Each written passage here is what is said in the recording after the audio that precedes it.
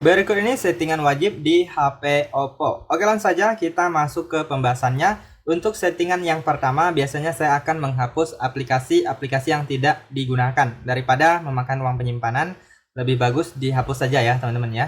Nah, terutama untuk HP baru biasanya banyak sekali aplikasi-aplikasi yang terunduh di HP Oppo. Oke, langsung saja. Untuk cara menghapusnya cukup mudah. Kalian tekan dan tahan pada aplikasinya seperti ini. Kemudian pilih info aplikasi. Lalu selanjutnya pilih uninstall. Lalu klik OK. Nah, untuk di HP Oppo biasanya ada aplikasi sistem atau bawaan dari HP Oppo. Kemudian ada juga aplikasi-aplikasi yang terunduh dari Play Store ataupun Oppo Store ya. Nah, untuk melihatnya teman-teman bisa masuk ke pengaturan. Lalu kalian pilih aplikasi. Kemudian pilih manajemen aplikasi. Nah, untuk melihat aplikasi sistem kalian klik aja di bagian titik 3. Pilih tampilkan sistem. Nah, jadi untuk aplikasi sistem ini jangan dihapus ya teman-teman ya, takutnya mengganggu kinerja HP Oppo kita. Nah, jadi teman-teman bisa hapus saja aplikasi-aplikasi yang bukan aplikasi sistem ya teman-teman ya. Saya rasa kalian bisa mengenalinya. Nah, misalnya seperti Facebook dan banyak lainnya, misalnya game yang tidak dibutuhkan ya. Nah, misalnya aplikasi JNT dan lainnya. Nah, teman-teman bisa pilih aplikasinya lalu teman-teman hapus saja ya. Nah, di sini kalian cari aja sangat banyak sekali aplikasi ya, teman-teman ya. Nah, misalnya ini Tomorrow Coffee, ini kan aplikasi minuman ya, teman-teman ya. Kalian hapus saja. Lalu klik uninstall. Lalu kita klik OK. Oke, lanjut untuk setting selanjutnya. Biasanya saya akan setting di bagian pusat kontrol atau panel cepat. Nah, kalian masuk ke pusat kontrol seperti ini. Lalu klik titik 3 di pojok kanan atas. Lalu pilih edit ubin. Nah, jadi teman-teman silahkan urutkan aplikasi-aplikasi yang sering kalian gunakan agar penggunaannya jadi lebih mudah ya. Nah, saya contohkan seperti ini. Untuk yang ini saya pindahkan ke atas. Nah, jadi teman-teman bisa atur posisinya ya teman-teman ya. Nah, misalnya yang ini center kita letakkan di atas. Kemudian di bagian bawah ini ada menu-menu yang mungkin kalian butuhkan, bisa kalian tambah. Nah, kalian kalau mau menambahnya tinggal klik aja di bagian bawahnya, maka dia akan berpindah ke atas. Jadi teman-teman silahkan tambahkan menu-menu yang kalian butuhkan ya. Nah, kalau nggak dibutuhkan kalian bisa kurangi agar tidak terlalu banyak di bagian pusat kontrolnya ya. Nah, di sini teman-teman bisa lihat sekarang sudah berurutan sesuai dengan yang saya atur tadi. Nah, seperti itu. Oke, selanjutnya adalah tampilan layar depan. Nah, biasanya saya akan setting di bagian layar depan ini, saya akan mengurutkan aplikasi yang sering saya gunakan ya. Nah, misalnya aplikasi ini jarang saya gunakan, jadi saya ubah ke bagian samping. Nah, saya ubah ke sini. Kemudian kita cari aplikasi yang sering kita gunakan. Misalnya saya contohkan aplikasi Facebook. Jadi kita geserkan, kita letakkan di bagian layar depannya. Nah, jadi untuk mengakses aplikasinya menjadi lebih mudah ya, teman-teman ya. Kemudian kita klik dan tahan di bagian layar kosong. Kemudian pilih wallpaper. Nah, di sini kalian bisa mengubah wallpaper ya, teman-teman. Nah, jadi kalian bisa menggunakan wallpaper berupa foto atau gambar di galeri kalian ya. Kalian tinggal klik aja di bagian album, ataupun teman-teman juga bisa memilih wallpaper yang sudah tersedia. Nah, di sini banyak sekali, kalian tinggal pilih aja mau yang mana. Nah, kalau udah kalian tinggal klik terapkan ke layar awal dan layar kunci. Kemudian di bagian paling bawah kalian juga bisa lihat wallpaper lainnya. Kemudian kalau mau download atau wallpaper yang berbayar, kalian bisa pilih wallpaper lainnya ya. Nanti akan diarahkan ke wallpaper yang bisa kalian beli. Kemudian kita masuk lagi di bagian layar depan juga. Nah, di sini setelah wallpaper ada gaya icon ya. Teman-teman bisa mengubah gaya icon. Nah, di sini ada beberapa model ya. Nah, bisa seperti ini yang bulat, kemudian khusus, kemudian yang ini lainnya kalian bisa membeli ya model ikonnya. Kemudian di sini ada bentuknya mau seperti apa, kalian bisa sesuaikan dengan keinginan. Nah, kemudian kalau udah teman-teman bisa klik di bagian terapkan. Nah, sekarang gaya ikonnya sudah berubah. Oke, kita lanjut lagi di bagian yang tadi. Nah, di bagian samping icon ada widget. Nah, kalian klik. Nah, di sini banyak sekali widget-widget yang bisa kalian tambahkan di layar depan HP Oppo kalian ya. Nah, biasanya saya akan menambahkan widget jam. Nah, seperti ini kita klik dan tahan lalu geserkan ke atas. Lalu kita klik selesai. Nah, apabila ini Google pencariannya belum ada, teman-teman juga bisa menambahkan ya. Nah, kemudian kalau mau dihapus, kalian tinggal klik dan tahan, lalu pilih hapus widget. Kemudian di bagian ini ada layout, kalian bisa pilih. Nah, di sini ada ukuran layoutnya mau berapa, ada 5x6, 5x5, kemudian ada 4x5 ya teman-teman ya, ada juga 4x6. Nah, biasanya saya pakai yang 4x6 ini karena standar ya, tidak terlalu besar dan tidak terlalu kecil. Kalau udah, kalian klik terapkan. Kemudian di sampingnya ada transisi. Nah, ini model transisi kalian bisa sesuaikan dengan keinginan kalian mau model kayak mana. Nah, kalau udah, klik terapkan.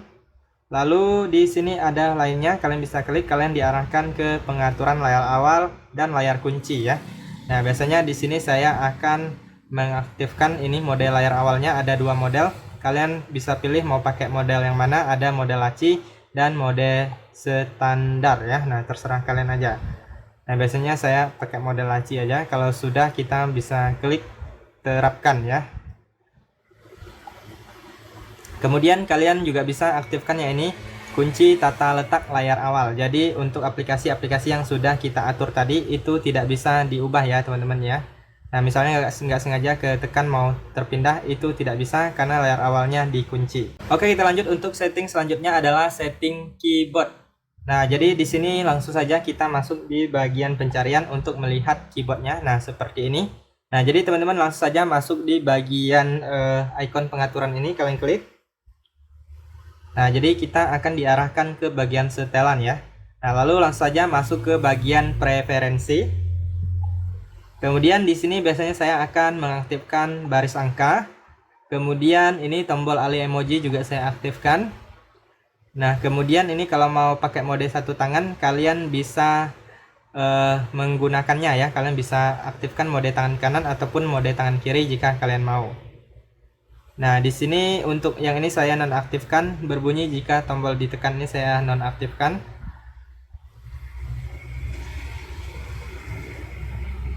Kemudian setelah kita mengaktifkan beberapa settingan, kemudian kita keluar.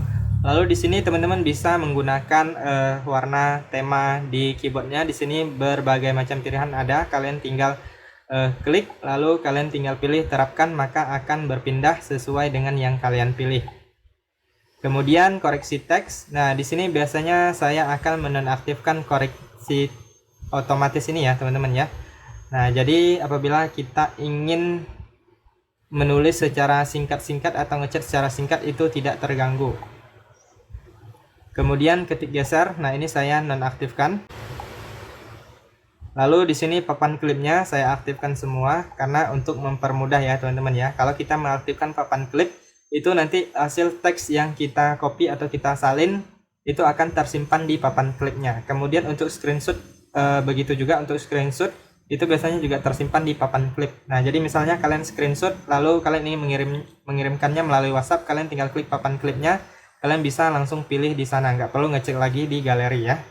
Oke, sekarang kita keluar dari sini. Sekarang kita mengatur untuk posisi menu-menu yang ada di toolbar ya teman-teman ya. Nah, ini toolbar. Nah, kalian klik aja di bagian yang ini. Nah, kemudian di sini teman-teman bisa menambahkan menu-menu yang kalian butuhkan atau yang sering kalian gunakan. Misalnya ini, kalian pindahkan ke atas. Nah, kalau nggak digunakan, kalian tinggal klik dan tahan lalu geser aja ke bawah. Nah, seperti itu. Jadi kita coba lihat untuk keyboardnya. Nah, ini baris angkanya sudah muncul, kemudian toolbarnya juga sudah tersusun ya. Kemudian yang ini emoji di keyboardnya juga udah ada ya. Oke, kita lanjut untuk setting selanjutnya adalah ketuk 2 kali dan pencegahan salah sentuh. Oke, langsung saja kita klik dan tahan di bagian layar kosong. Kemudian di sini kalian klik di bagian lainnya. Nah, di sini teman-teman silahkan gulir ke bawah. Lalu di sini ketuk 2 kali untuk mengunci ini kalian aktifkan apabila belum aktif atau nonaktif. Kemudian di sini ketuk 2 kali untuk membangunkan atau mematikan kalian aktifkan juga. Lalu di sini biasanya ada yang namanya pencegahan salah sentuh di saku. Nah, ini kalian aktifkan aja untuk menghindari salah sentuh pada saat kita menyimpan ponsel kita di saku kita.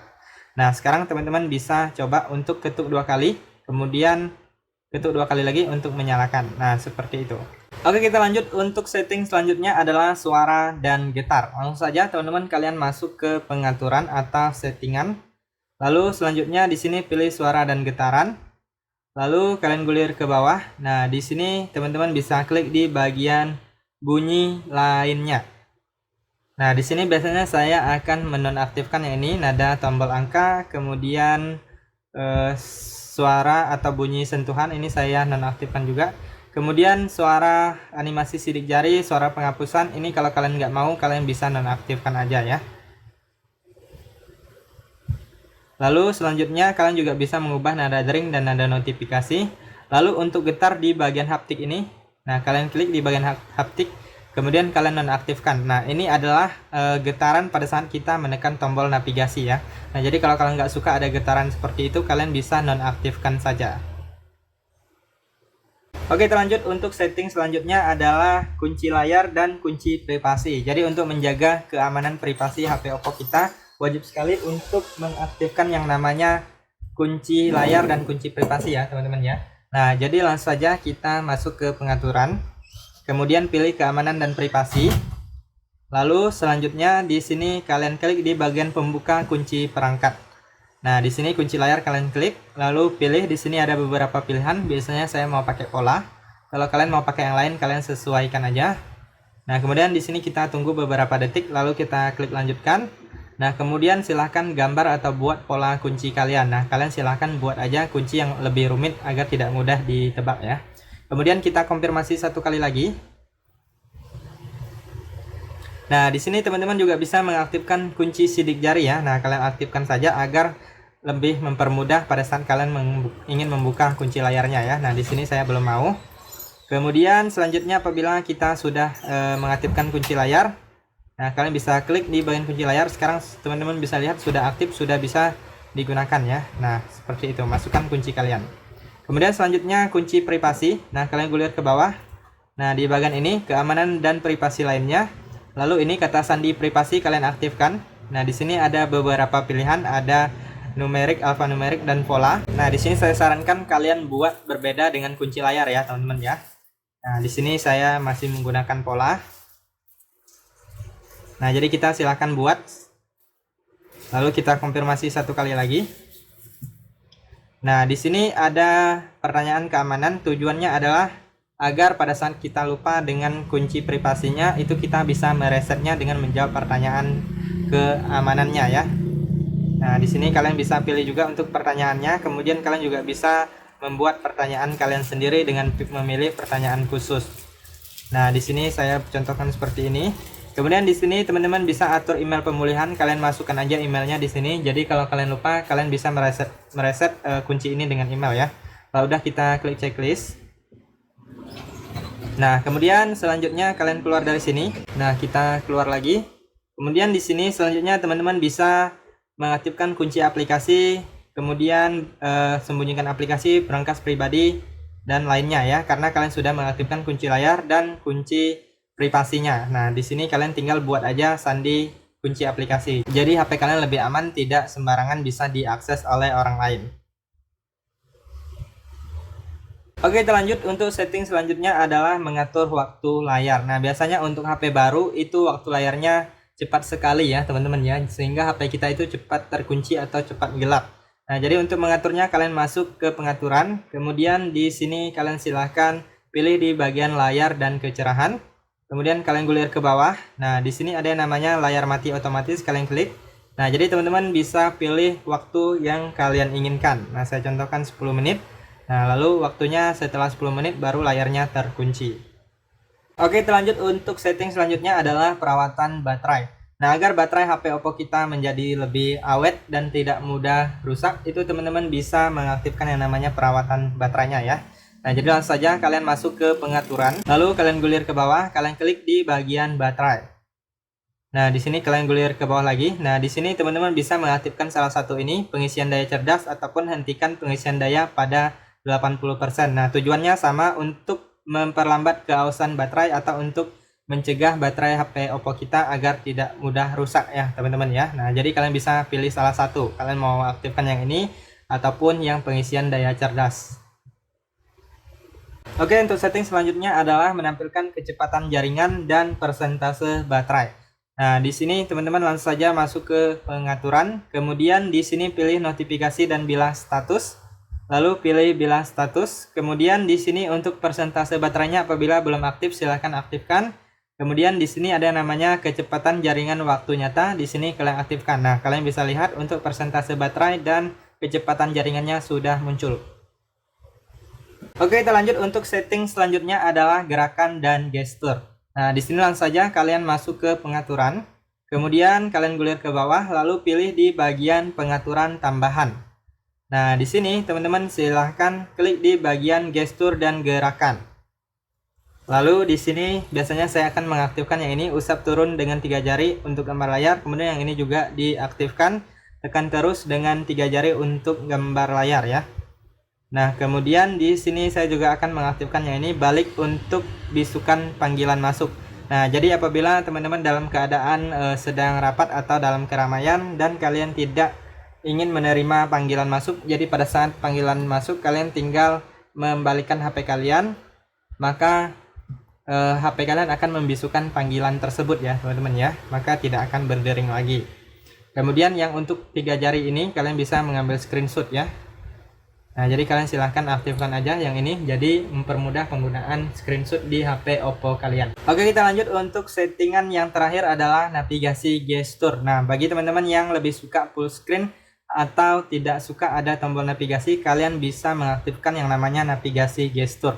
Nah, cara untuk mengaktifkannya kalian masuk ke pengaturan, kemudian di sini kalian klik di bagian pengaturan tambahan, lalu di sini kalian klik di bagian navigasi sistem.